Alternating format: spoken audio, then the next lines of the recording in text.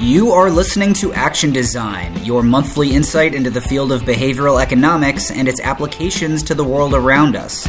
We bring you leading practitioners from all industries to discuss cutting-edge behavioral research and how to practically apply those concepts to the development of consumer products and public policy.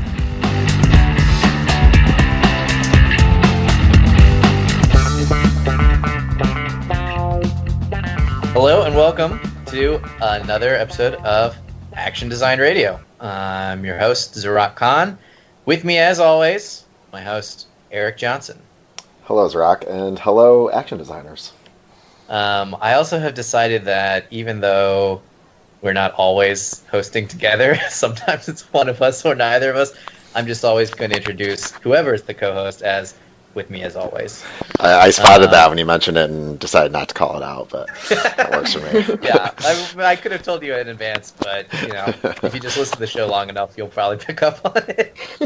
You notice that occasionally our voices change and our names also change to Zach, weirdly enough. So right. It's tricky. You guys are one and the same. It's a behavioral union. It's a behavioral experiment. We're trying to see if you really identify or notice. Wonderful. Yeah.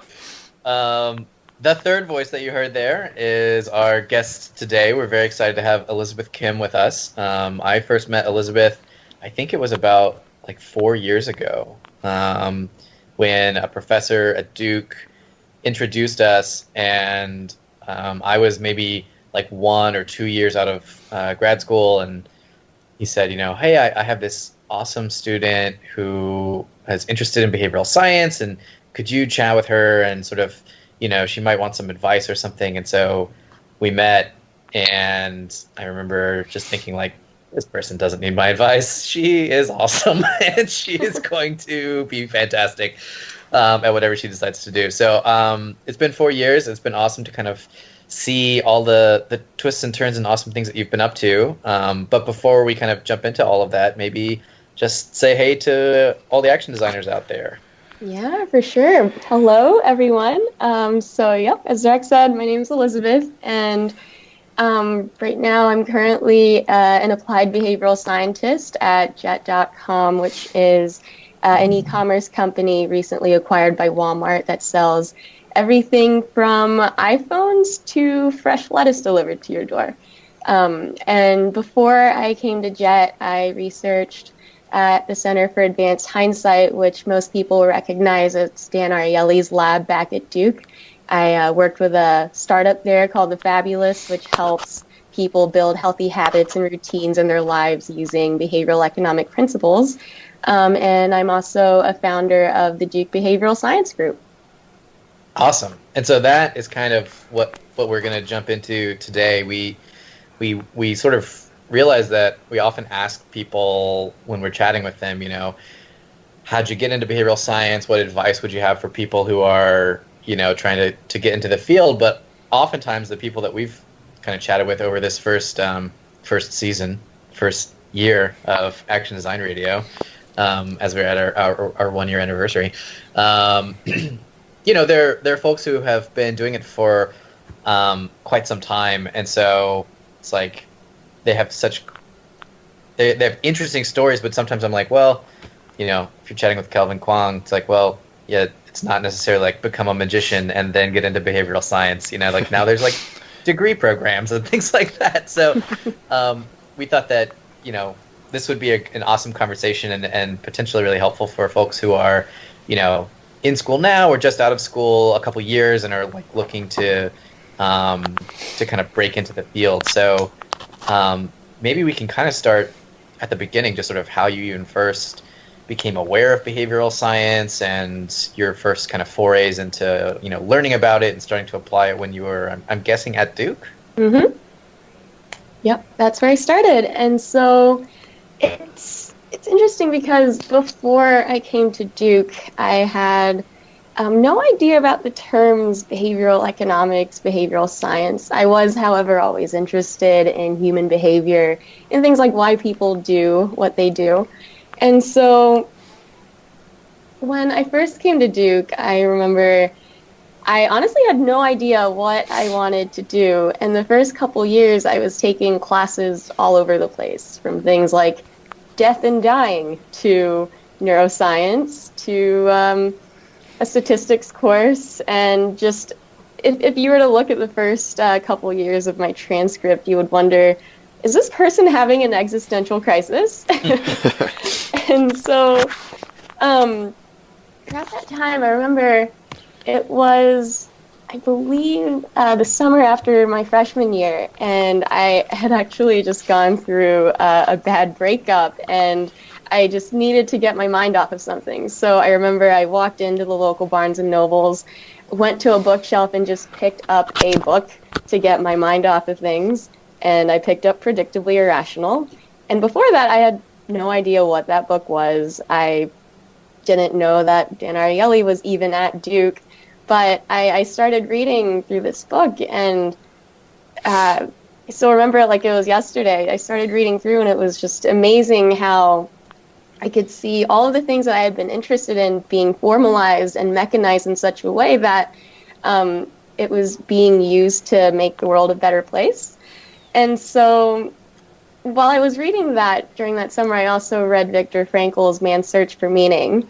And quick context there, that's a book about this the psychiatrist who survived 3 Holocaust death camps in a row, including Auschwitz, and then wrote about his experiences from a psychological perspective, talking about meaning and purpose. And one thing that I found so interesting there was that it wasn't despite the suffering that he was able to find meaning, but through the suffering that he found meaning. And when I read that alongside Predictably Irrational, of course, most of the listeners here will know about Dan's backstory, being as famous as he is now.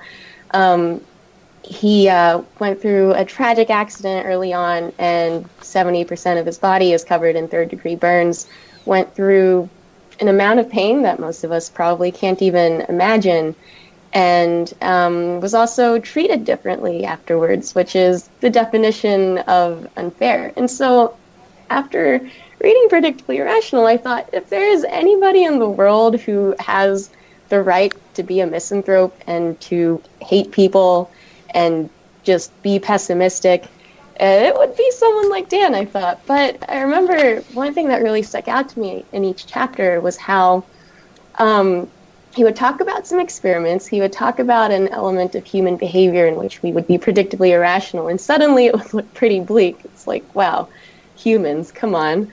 But then at the end of each chapter, there would always be this positive spin on how we could use these findings to help us make better decisions.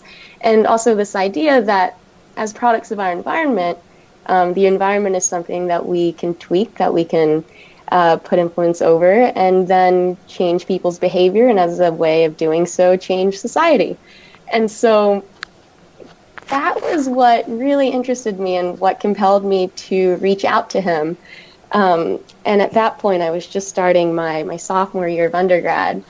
And that was basically what I asked him in the email. I asked him, I read Predictably Irrational alongside Viktor Frankl's Man's Search for Meaning. I found some interesting similarities, and I'm just really curious as to how and why it is that you like people. And so that's how our conversation got started. And so Dan and I had a meaningful conversation. One thing led to another, and then we conducted an experiment on meaningful conversations. So the timing was really great. It was almost serendipitous.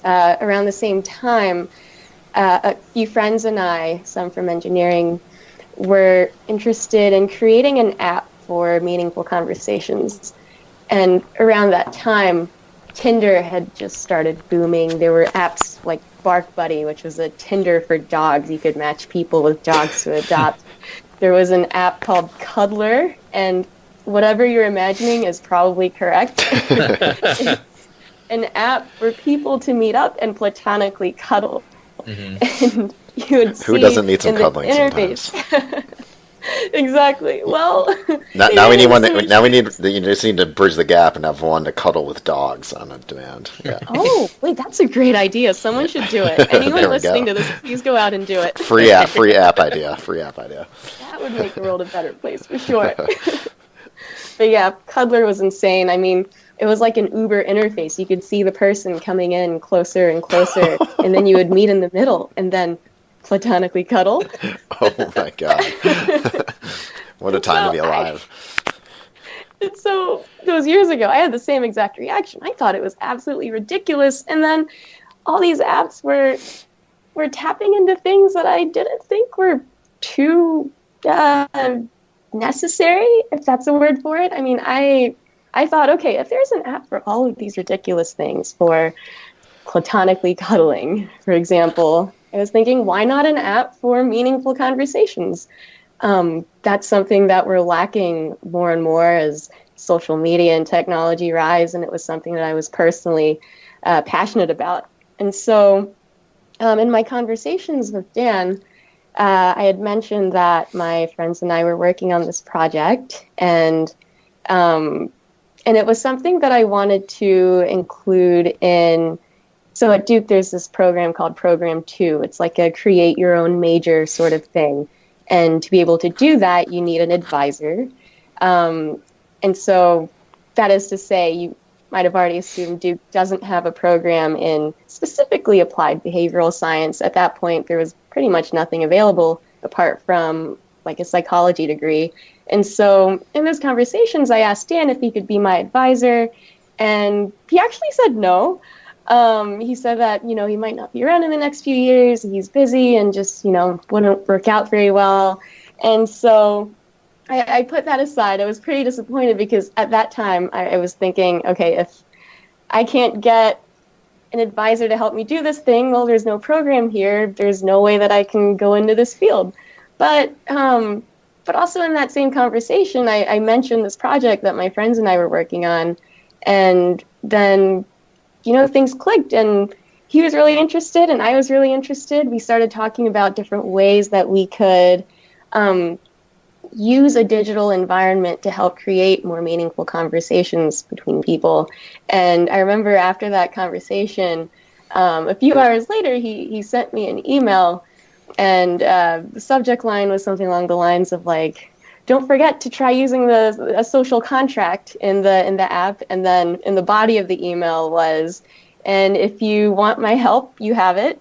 And of course, that was like a dream come true for me. I definitely wanted his help. It was a dream of mine since reading Predictably Irrational and having that initial conversation with him to be able to work in this field. And it was also a dream of mine to work at the Center for Advanced Hindsight. And so we ran this experiment, got some interesting results, and one thing kept leading to another where the nutshell version of my story, and I'm happy to delve into whatever parts of it might be interesting for the listeners, is that after that experiment, I kept conducting experiments. There was a point in time in undergrad when I decided to take time off of school to go out and get real-world experience, because I felt that I still wasn't quite sure what I wanted to do, and I wanted to be able to go out and get that real-world experience so that I could make the most out of Duke coming back. And in that conversation with Dan, when I was telling him about this plan, I told him I was looking for some internships. I was thinking of this initiative at the White House. I was also thinking about McDonald's.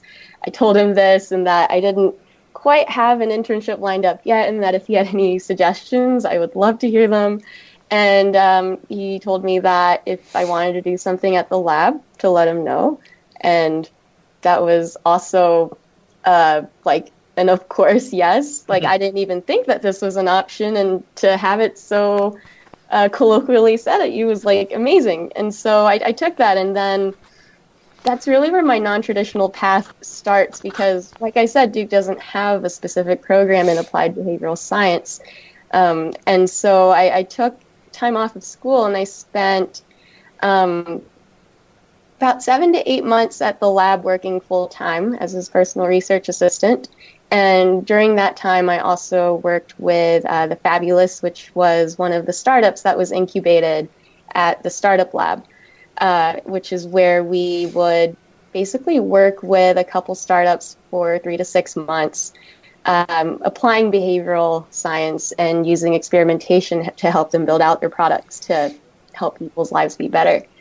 So yeah, I did that, continued doing experiments, and one thing led to another again. I interned at Jet.com, which was one of the few larger companies who were really willing to embrace and be open-minded about how applied behavioral science could be used in business. And that internship then led to my full-time job, which I have now.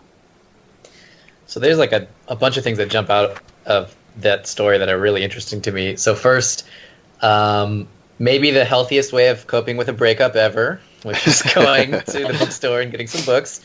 So kudos to you for that.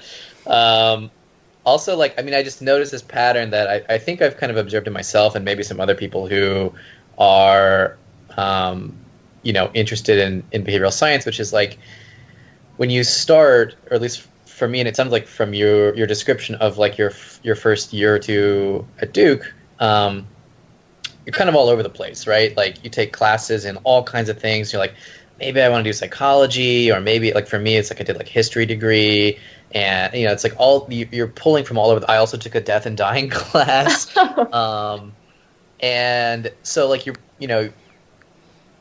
kind of like bouncing around from thing to thing, and later on you can kind of look back and there's elements of all of that stuff I think that I use or that I find useful. But it really helps to have like a kind of focus to it, and I think like you're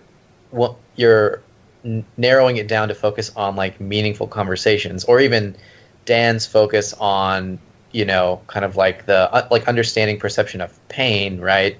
And then once you have this sort of narrow thing that you can focus on, it sort of becomes easier, I think, to talk with people. Like, so once you had that as like a topic, you kind of found this sort of sponsor in Dan, right? Who was like, oh, like that's, if you want to work together on that, that's something that's interesting.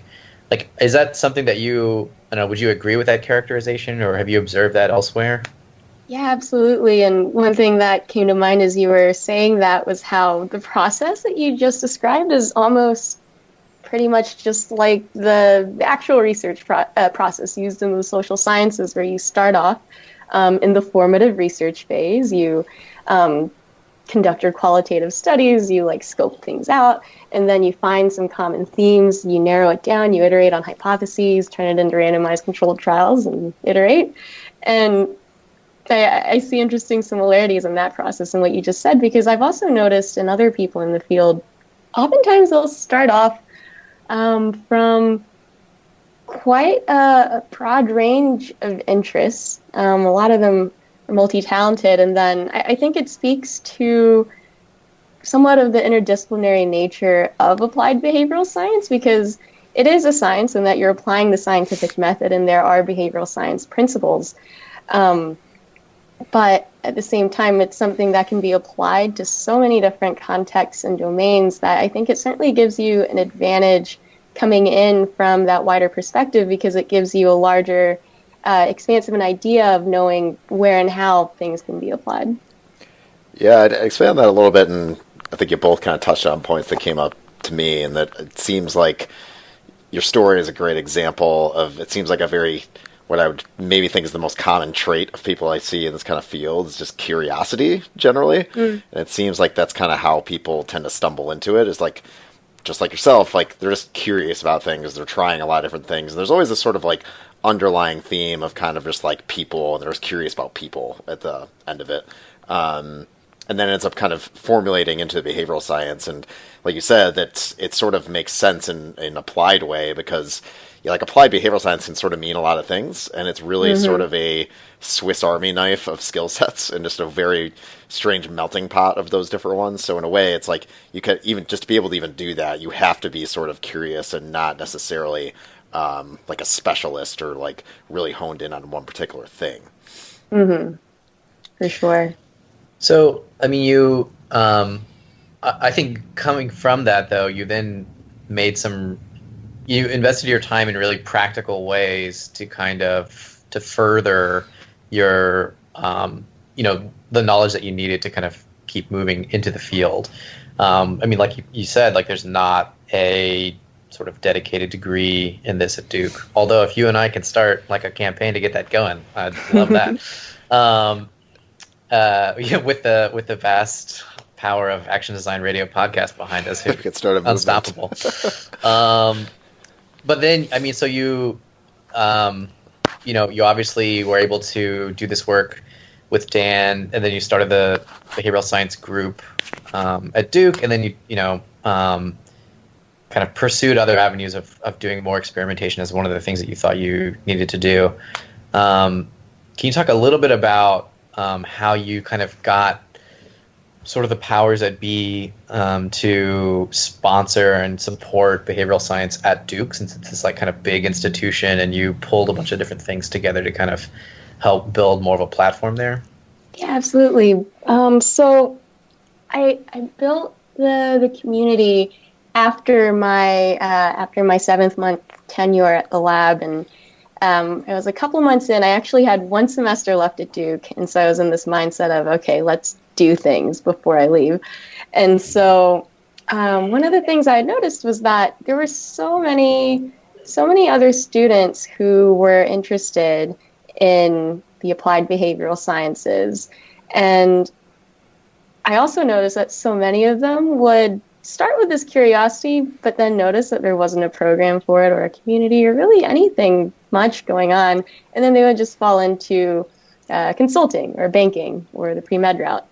And I saw that as such, in some ways, a wasted opportunity, because these were students who were really, truly curious and wanting to delve into it, but they just didn't have those avenues. And so one of my missions in creating the Duke Behavioral Science Group was to create a platform and a community for students to get involved. And the other piece that I noticed was that Duke has amazing behavioral scientists, and everyone's just so busy creating the field right now that there haven't been many people who have stopped to build out programs for undergraduates. There was activity in the graduate sector and among professors, but then when it came down to the undergraduates and even some of the graduate students, there wasn't that much going on. There weren't many ways to plug in.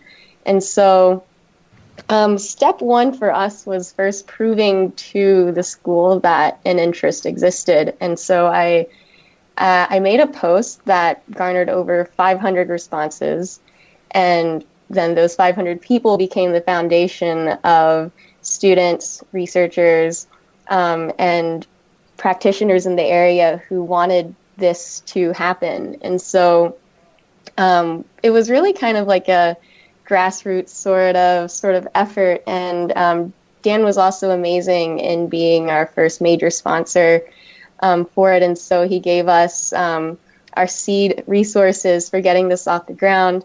And then after that, once we got the group together and built out our separate programs, so we had a speakers initiative in which we would bring in researchers and speakers to talk to the community. I was actually one of the co-leaders of Action Design Durham at the time, so we made that one and the same. So 2 birds, 1 stone. That is a part of the Duke Behavioral Science Group now, and built out other functions of it. So we also had a group dedicated to sharing out behavioral science and building out a newsletter so everyone could come together into this one digital space to learn about all the happenings in this, bridging the gaps between the researchers and the students and the practitioners. We also piloted a program that I call the Duke Behavioral Science Unit, where we had graduate students gather teams of undergraduate students and partner with Duke Student Affairs and the Duke's Wellness Center to tackle behavioral challenges for the students. So things like, how can we get people to sleep more consistently on time? How can we increase academic engagement? And so we had a myriad of these different programs underneath the umbrella of the Duke Behavioral Science Group. And the student interest was there. We regularly hosted speakers, and the activity was forming.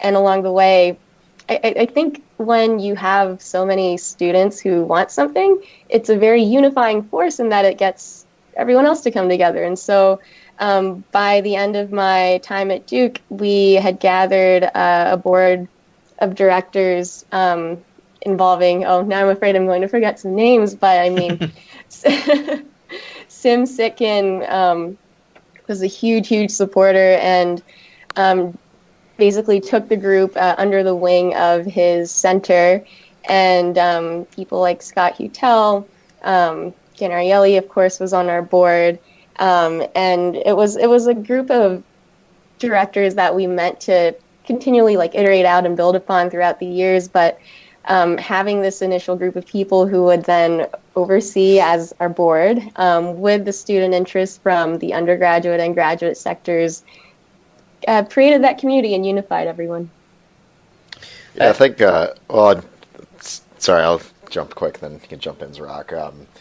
A pattern I kind of notice here is you are curious, and you also just took action and just made things happen. I think sort of a lesson there, and I think this is definitely something that helped me when I kind of discovered behavioral science. Unfortunately, much later than you, would have made my life a lot easier. I found it when I was 20 or something. But that it's something that like I said, that there's not a ton of just structured communities or studies around this. And the same thing with jobs. There's not a ton of particular jobs. They're just devoted to being behavioral in a sense, But there's a lot of interest in it, and behavioral science can apply to most things, to almost anything you're doing already. So just because there isn't a formal degree program or formal job role for you, there's no reason you can't find a way to apply this stuff if you're really into it in whatever it is you're already doing. And in building the community and in building kind of this lab that you started doing the things with, it's a good example of just there's no reason to never not start doing behavioral stuff, because it can apply to just about anything. Yeah, absolutely. And once you start the doing, I think that's where most of the learning comes in. Absolutely. Learning by doing, I think, is probably the key theme of this field. For sure. Yeah, I absolutely agree with that. And I kind of actually had a sort of similar point, which is, or question, which is that, you demonstrated that there was interest on the student side, right? But kind of to Erik's point that you could apply it in almost any job, I totally agree with that. But I think that there are it's a growing number, but not that many jobs that specifically ask for it. I think that over time they have started to kind of change what they're asking for. But when I was sort of first coming out of school and looking for things and thinking about behavioral science jobs, or even just in doing kind of helping folks through action design kind of find roles or fill roles, a lot of times it was we want a PhD statistician or a PhD sociologist or something like that. So after you were able to kind of demonstrate interest among students, how were you able then to, or did you kind of see a similar type of response when you were looking for kind of your first post-grad, post-lab job? And how did you wind up at JET as part of that search? Yeah, so everything you just said completely resonates with me. Just over a year ago, I remember I had gone to San Francisco, made a bunch of cold calls, sat with people who were practitioners in behavioral science to just figure out how could you get a job whose label and name didn't quite, it's not at that time you couldn't really just go online and search posting for applied behavioral scientist in XYZ company. And so it was at a time where businesses were still figuring, and they still are figuring out what it is that they want from this field and how to get people to be posted in those. And when you're someone who's on a job search straight out of college, the haziness of that circumstance is definitely something that is in your face. And so I remember at that time, I was having conversations with people, everyone from freelancers to people in academia, and I was struggling with this question of, did I need to first get a master's or a PhD to be able to do this? And every time that I would talk to people in the field, including a lot of people who had PhDs themselves, the overwhelming response I got was, no, you don't need a PhD. Like, it's something, I mean, if you really want to stay in academia and you want to pursue that, then by all means go for it. But otherwise, I wouldn't recommend it for someone who wants to go into industry as a practitioner. So after hearing that advice, I thought, okay, well, if I don't need to get a PhD, then, and then I looked at the list of few job positions available for these types of things. I was looking into UX research at the time because it seemed the most similar type of pipeline and a place where you could easily align. And then most of the postings would say, okay, required PhD or master's, those lines. So I was stuck between, okay, so here are the people who have gone through this process of getting a PhD who are telling me that I don't need to do that.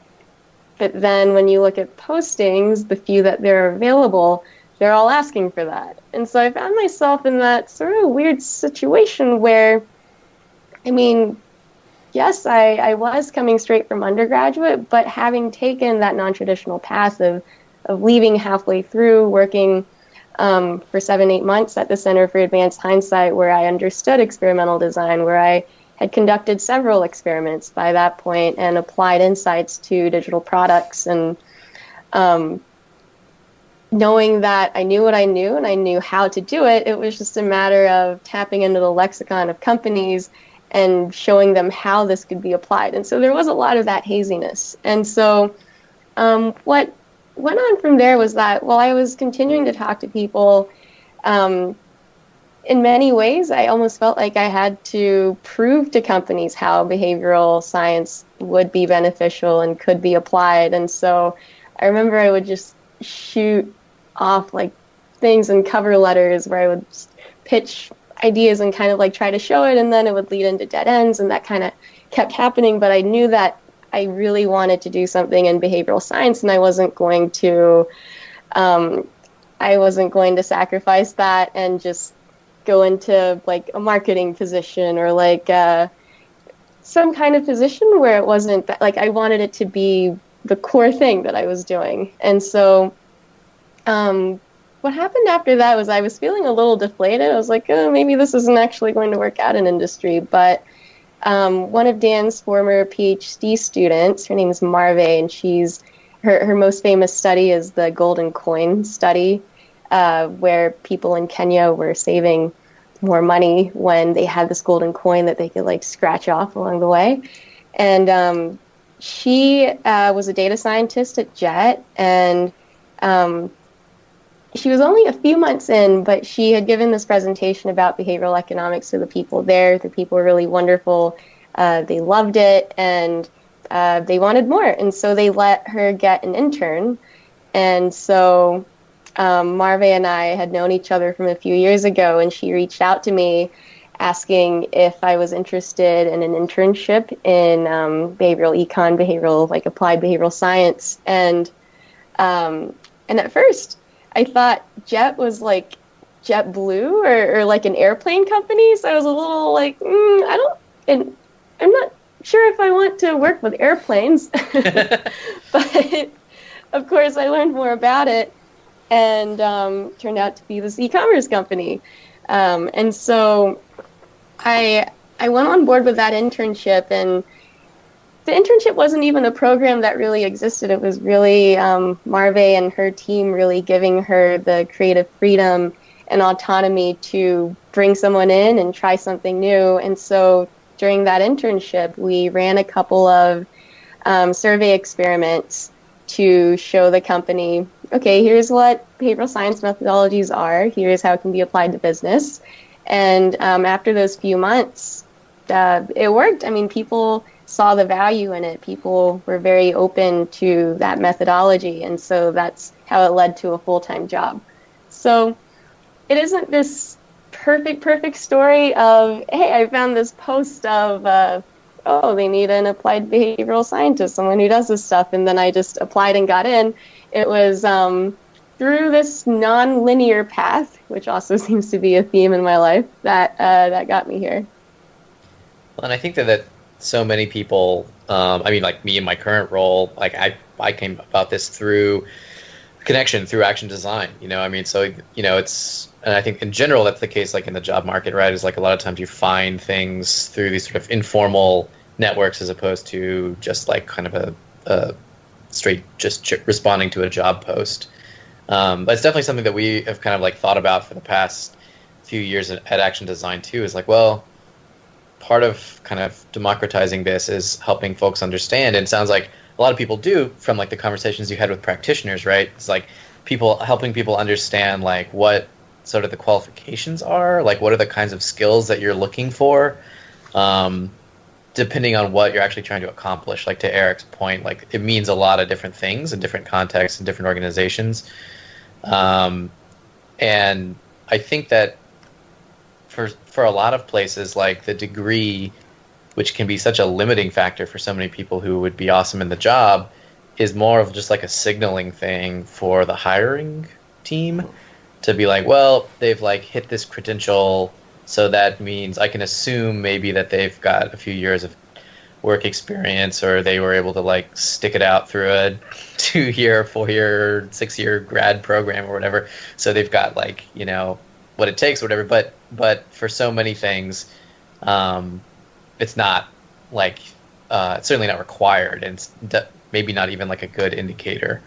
As Erik pointed out, like you had this curiosity, but then you also like took action, I mean, so that's like, I think a better indicator, right? It's like if someone is able to kind of take action and build something and sort of learn even when the conditions aren't necessarily like the best for learning.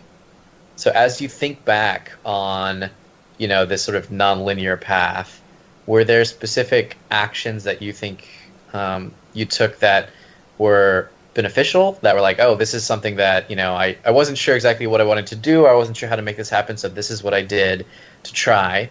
And obviously we've talked through a few of those, but were there like kind of key things that you think were, particularly beneficial that you would recommend to others, or things that, you gave it a shot and you were like, man, this actually like kind of was a waste of time, or didn't produce the results that I was thinking that it would. Maybe waste of time is not the right phrase, but didn't get you what you thought you were going to get when you tried it. Absolutely. I've thought about this a lot, and one of the things I've realized is that it's really about having the skill set, and whatever you need to do to get that skill set. If you have that skill set, you have it, whether or not you have an advanced degree to add after your name. And so in a lot of ways, it ties back to Erik, actually, the article that you wrote for the behavioral scientist, how to hire a behavioral scientist. And I remember... Thanks for the plug. The list that you had written out. And I actually read this, I think it was during my search. And you had listed, people... the skills that people need are experimental design, psychology knowledge, data analysis, digital experimentation, product management. And when I read that, it was actually one of the most like validating moments for me, because I realized, yes, I do have skills in all of those areas, and this is something that I can do and can bring value to a company or group in. And so in terms of advice, I would say it's getting the skills however you need to. In that list, basically, it covers pretty much the entire gamut for applying behavioral science in industry. And so I would say that a lot of it is about the framing and tying things all together. So, for example, if you're in school right now, even if your university doesn't have a program specifically in applied behavioral science, they will have classes in psychology and experimental design, research methods. They'll have statistics courses where you can learn data analysis. And that's to say, every major university is going to have resources for the skills that you need to build. What they might not have is the framework that puts it all together. The people who might be able to say, okay, so here's how you can take what you learned from XYZ classes, put it all together, and then apply it as, an experiment in XYZ context, businesses, what have you. And so I think for people who are in school right now, they're in such a great position.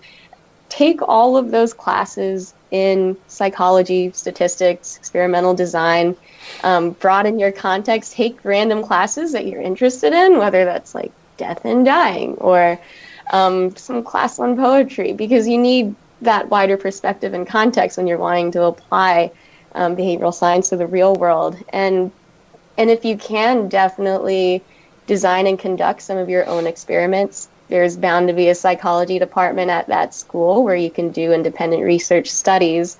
But then when it comes to the doing of like actually applying behavioral science to things like digital products, for example, most schools may not have opportunities for that. But what every school probably will have are student entrepreneurs or local community entrepreneurs who are working on products. And even if you don't have the best idea of what you're doing, I mean, if you're listening to this podcast, you probably have a higher knowledge of human behavior than the average population. Like, make a post on Fiverr to like help companies apply psychology. And even if you're not designing and conducting experiments with them, just look through their product and give them insights on like, hey, there's this behavioral principle. Maybe you could apply loss aversion at this step or something like that. And just have those conversations and just really jump into the doing of applying things yourself. And then when you already are working on a project with someone, whether that's a student entrepreneur, a local business or whatever, or if you're just wanting to like start something yourself, when you do approach maybe your psychology professors at your school, you can tell them, instead of just flat out like, hi, I'm interested in this and I want a job in this, they probably might not be able to give you too much guidance there. But if you go and say, hey, I've been working with this product, with these people, and we're thinking of ways of applying behavioral science to what they're doing, and here's what we've done so far, here's what I've told them, I'm curious to get your feedback here, and just start those conversations. It's much easier and much more impactful to get good feedback and help from experts when you already have something on hand. It kind of reminds me of what Anthony Bourdain said about getting the best restaurant recommendations. If you want the best recommendation in an online forum, never post asking, what's the best restaurant that I can go to here? Rather, make a post saying, I think X restaurant is the best restaurant of all time. Then so many people are going to comment under that saying, no, you're stupid, you're absolutely wrong, this is actually the best restaurant. And so it's easier for people to help modify and correct and to add on, rather than just materialize something out of nothing and give you this answer and a path for you to just follow. And then for people who aren't in school, I mean, it's definitely more of a challenge to get your hands on those skills that you would need.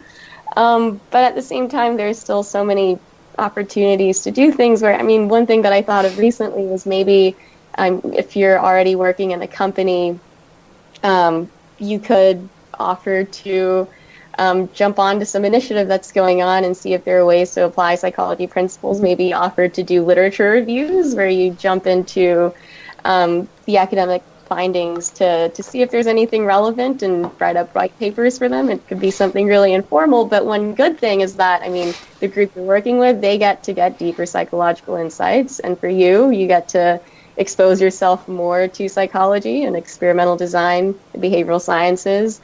And so there are definitely ways to go about it. But of course now, like just in the past few years, so many more programs in this field have come up. I know University of Pennsylvania now has a master's in the applied behavioral sciences. I might not have gotten the terms exactly right that they're using, but their goal there is to basically help people and train people do this. At Duke, in their undergraduate program, Scott Hutel not too long ago started a decision sciences certificate for undergraduates. And so things are definitely popping up. But at the end of the day, I think the theme of what I'm trying to say is just to to do what you need to do to get the skills, psychology knowledge, experimental design, data analysis, and to just start doing one way or another and talk to people.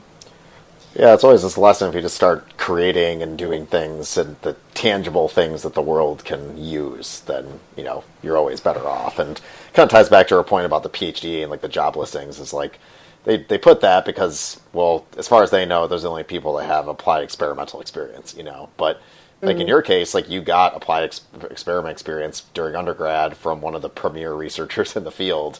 Like that's a PhD's level worth of experience to be an applied behavioral scientist, So like I think just like thinking of all these ways, it's like there's a challenge in our field a little bit, and it is sort of ill-defined. It can mean a lot of things, but that's also a lot of opportunity. And like if you're willing to be curious and creative and a little bit of a go-getter to like find these opportunities to learn and do, like they're out there, but you just have to kind of find them for yourself. And to the point we also talked about, like ask for help. Like it's a very helpful field. People are always very helpful, and people will help you find those opportunities. For sure. Yeah, there's so much good advice just in the past few minutes of all the stuff that you were kind of going through for people in all kinds of different situations. It's like given me a few ideas. Maybe we should like write up a little, Ooh. Just a little like tips sheet almost. Like, oh, if you're like these are some classes that you could take, and like even if your school doesn't have like a formal degree in it, I mean, it would be cool if they did, or if they package this stuff for you and did a certificate, like what Scott's doing at Duke. But even if not, like here's some things you could do, whether that's at a school or on Coursera, like an online course that's free or something like that. And then I totally agree. I think finding something that is interesting to you, a place to apply it, where they really need and want the help, is awesome, and that's a great way to kind of test things out and kind of get up and running, and people are receptive to ideas, and